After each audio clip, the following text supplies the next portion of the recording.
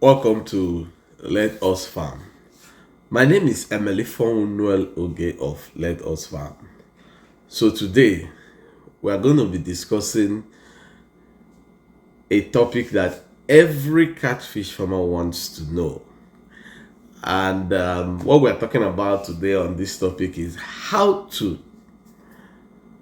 reduce your cost of production. Yeah. In fact, I've done some certain things on this, but I want to always keep explaining because this is the question that bugs every catfish farmer, especially with the rising inflation on the cost of every goods and services. Catfish fees are not exceptional to this rise, and people want to find a solution, a way to reduce their cost of production. So this is what we're going to be dealing today. So if you've not subscribed to this channel, kindly subscribe to this channel so that everything that we have to unbond, you got to see this, and turn on your notification bell so that once we drop any video, you surely get to see this video. Remember, like I always say, if you're having any problem in your farm, whatsoever problem, all you need to do is just do a 2 to 3 minutes video. When doing this video, do it when you are feeding your fishes so that I can be able to see the reactions of your fishes, and send this video to me. So when I get this video, I will help you to solve the problems affecting your catfish farm. Don't worry about the cost. This is free. And if you also want me to help you assess the growth rate of your fish to know whether they are doing well or not, simply do the same thing and I will help you to do that. And remember, we are not forming any WhatsApp group. People are reaching out to me that they want to join my WhatsApp group. Some said someone invited them to WhatsApp group. Please, it's not from Let Us Farm. We are not forming any WhatsApp group. We are not even on Telegram or anything like that. Anything we are doing, you will see me live and direct like this, and we're going to do that. So please be careful. Don't give anybody money on behalf of Let Us Farm. So let's do justice to this particular topic. And remember, we're not going to finish this topic once because it's a broad topic. I'll be right back.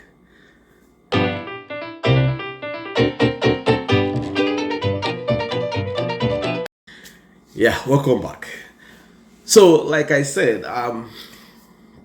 cost of feeding in a catfish farm actually takes more than 95% cost of your entire production, because from the stocking level to the sales level, all your target is about weight, and your feeding is indirectly proportional to your weight gain. So what means is that it is what you feed the species that they give you in turn as your weight gain. There are some certain specifics I don't normally use to say, but I'm going to say part of it today so that we could get to understand this. And I want you to please listen to me very carefully. Whatever I say today, don't go and start using calculator. It will do you very good to ask me questions and I will clarify for you so that you don't get more confused. Having said that, you may have heard some other fish farm experts say their own things, but just listen to me with a plain, clean mind, and then we'll get to a point. Now, in catfish, when we are looking at cost of production, catfish would normally consume 1.5 kg of feed to give you 1 kg of feed. Yes. But this is confusing because it looks like someone is nose diving instead of going up. But this is the irony. Before a fish can take 1.5 kg, there are some certain variables that has to be present. Now, you talk about the water temperature in that pond. This water temperature affects the eating ability of the fish. Now, you talk about spacing. The reason is that if you see, when the spacing is tight, your fishes eat less. And when they eat less, they won't have weight. And most times, there may be cannibalism. Some of these variables are something we cannot control. For instance, you cannot control the water temperature of a pond. It's not possible.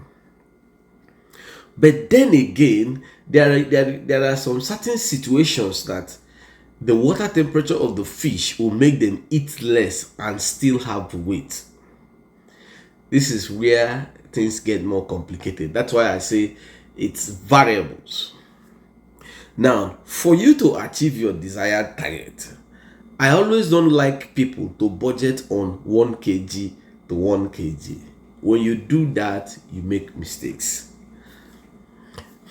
And then the 1.5 kg to 1 kg sometimes may not be real. So you now stand in between. And that is the reason why, if you watch my calculations and projections of what you get from your fish, you discover that I may say that you need 108 bags of feed to 1,000 fishes to give you 1 kg. Now, let me break this. The projections in this is that there is no way all your fishes are going to eat the 1.5 to give you 1 kg. And some that eat 1.5 will actually give you 2 point something kg because of the variables of your water temperature at the time of consumption. This is the particular reason why I say don't bother using your calculator, but just listen to it and try to understand it. So because of these variables, what you do in your catfish production is that you try to be smart. How do you become smart? You try to manage your production process to give you the best result. If this is confusing you, don't worry and just follow the ride. Try and listen to me with an open mind. You get what I'm saying? So because of this reason, what you have to do to cut your production cost and get your result is, when you receive a quote, like I said I give a quote of 108 bags because this is what I have tried in my pond and it works perfectly. So when I give you a quote of 108 bags to 1,000 fishes to give you a minimum weight of 1 kg. Now, what this quote is trying to say is that my projection is that the least fish there is going to give you 1 kg, but the maximum fish there may give you around 2 point something kg. Now, in fish production and sales, like I always say, it is sold by weight. So if you have those bigger numbers and now have the 1 kg not to be much in your pond, what it simply means is that you've hit a jackpot. Agricultural production is about variables, meaning that there's nothing that is constant in agricultural production because they involve production of life.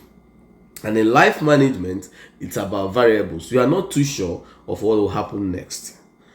So now, in managing your cost of production, the easiest way to manage your cost of production is to look at, one, the size of pond you are going to use. So when you understand the size of pond you are going to use, cut down your number of fishes per size of pond. I'm going to do another video where I'm going to give specific sizes to ponds. Remember, I can never know all different sizes of ponds because ponds can have any size. But there are some very common sizes I'm going to give in a video that I will do. So what you're going to do to manage your cost of production is to cut down this number and make sure that each pond that you are going to use will have a very good pond spacing. So what this simply means is that when I give you a budget of how many feed you need for that particular number of fish you want to use, if you now use it to that pond that has very good space, that feed that you use will now give you a minimum of that target that you are getting as a very low grade. For instance, if you are doing 500 and I have given you 108 bags divided by 2, which is 54 bags.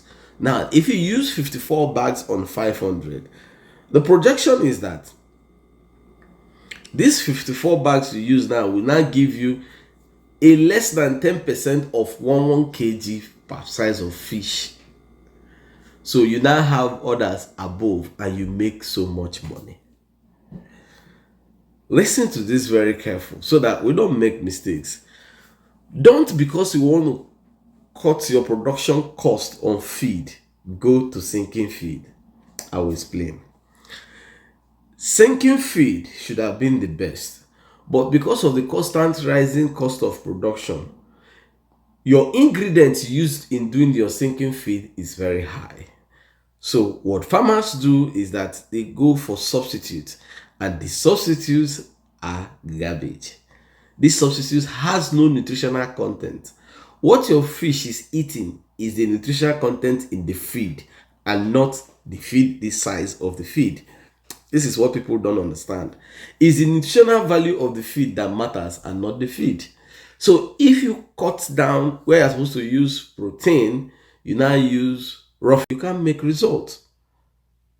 Because what the protein is supposed to give you, the roughages, that's like the wheat over, cannot give you that result. So you will be wasting your time. This is the reason sinking feed will not work for you. Now, another funny fact is that when you put sinking feed in the pond, it goes down to the bottom of the pond and dissolves. So if you stock 100 fishes, you discover that only like 10 or 20 will be eaten. The others will not get to eat the feed. And those ones that did not eat the feed will constitute part of your bulky loss in the business. You may like to argue this, but these are proven facts. So what I advise is this: to cut down our cost of production. What may I do, and if you do it, it's going to work for you, is I try to use foreign feed for the first 2 months. Now, if I stock from juvenile, I use it when they are 2 months. I switch to locally floating feed. Locally floating feed. We have many local floating feeds in Nigeria, like Blue Crown, Vital, Top. There are so many of them. So I'm not marketing any feed. Eco feeds, a lot of them. So I use this feed until I sell. Make sure you get your correct feed size variables. You can check this page. I have done that. So use those feed size variables to carry this production from this time until sales. So what's going to happen is that it's going to boost what you are doing. So by the time you switch from the foreign to the local, the idea of using the foreign is because the foreign has more protein value, and the production of the foreign is higher than the local one. So the foreign boosts your fish. So when you now switch to the local, they continue from where the foreign is, because if you want to maintain the foreign, you may not be able to feed your fishes to satisfaction. And feeding your fishes to satisfaction is a key.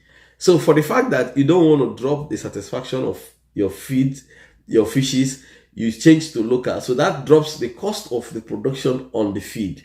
And then you still maintain feeding them to satisfaction. Curiously, some farmers will say, what's this guy talking? So how are the local farmers, local companies getting the feed, and they are using it to manufacture this thing, and that we individuals cannot do? Now, if you may understand, some of these local companies, they have an arrangement with rural farmers, where what they do is that at the beginning of each farming season, they advance money, they advance chemicals, they advance fertilizers to these rural farmers to farm. So by the time they finish farming, they now do a swap with the local farmers, where they calculate what you have spent and what was given to you, and they collect it as goods. And mind you, when they do this, these local farmers sometimes have an agreement on how much they are going to buy per ton, so that you don't come during sales and try to change the prices. So what these local farmers do is, let's say if someone is producing 1 ton of maize, and inside this 1 ton of maize, a fish feed company comes, and they have, this is applicable to even poultry farmers. A fish feed company comes, and they have an agreement that is going to buy 800 kilos from them. It's remaining 200 kilos. So what happens is that from this 800 kilos, he already has a fixed price of sale with those people. So they pay and do the calculation. By the time he sells it, it's now remaining the 200 kilos. So you individual, when you now come, the farmer will sell to you at the current prevailing price. That's why your own price is higher than the company price. These are facts that people may not understand because you don't know how these things are traded. So for this, the cost that big company buys is now cheaper than what you as an individual would buy. So that's the reason why when I say it, some people get confused like, but we go to the same market. You don't really go to the same market. If you check it, when you have cash to buy anything, you buy it cheaper than someone who buys in very little quantities. This is good. This is how business is transacted. So the more you buy, the cheaper it becomes, and the smaller ones that buy in those little bits, they buy it more expensive. So this is it. So this is how you can cut your cost of production. I will still try to explain further on this, but for the ones I have explained so far, you have listened. Please let me have your questions so that we can go further and treat this topic very well. Until I come your way next time, my name is Emily Fonwell Oge of Let Us Farm. Keep farming. It's a way of life. Hey, y'all, come look at this.